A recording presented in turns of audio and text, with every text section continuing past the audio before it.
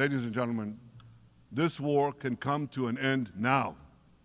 All that has to happen is for Hamas to surrender, lay down its arms, and release all the hostages. But if they don't, we will fight until we achieve victory, total victory. There is no substitute for it.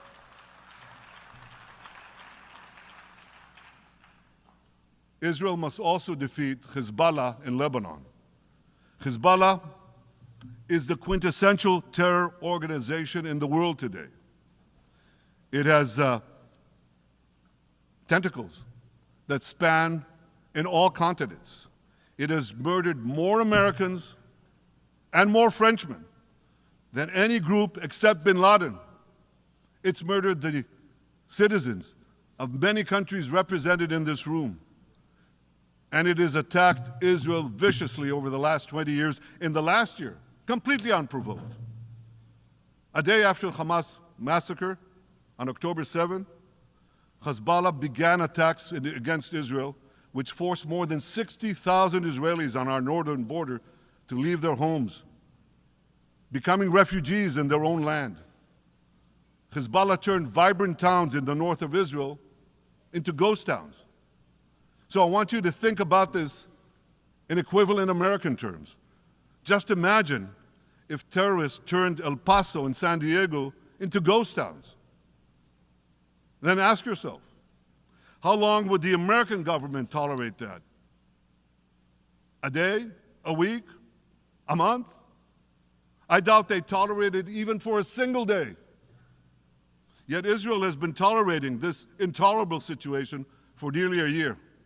Well, I've come here today to say, enough is enough.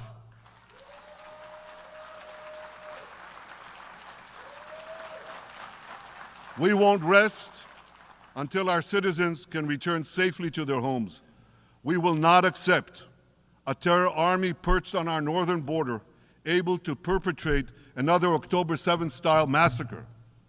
For 18 years, Hezbollah brazenly refused to implement UN Security Council Resolution 1701, which requires it to move its forces away from our borders.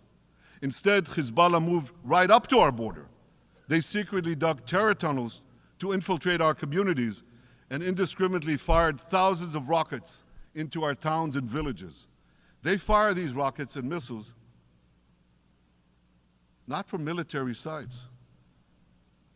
Not from that. They do that too.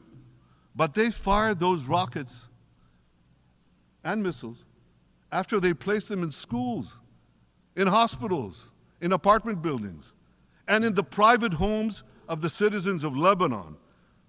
They endanger their own people. They put a missile in every kitchen, a rocket in every garage. I said to the people of Lebanon this week, get out of the death trap that Hezbollah has put you in. Don't let Nasrallah drag Lebanon into the abyss. We're not at war with you. We're at war with Hezbollah, which has hijacked your country and threatens to destroy ours. As long as Hezbollah chooses the path of war, Israel has no choice, and Israel has every right to remove this threat and return our citizens to their homes safely. And that's exactly what we're doing.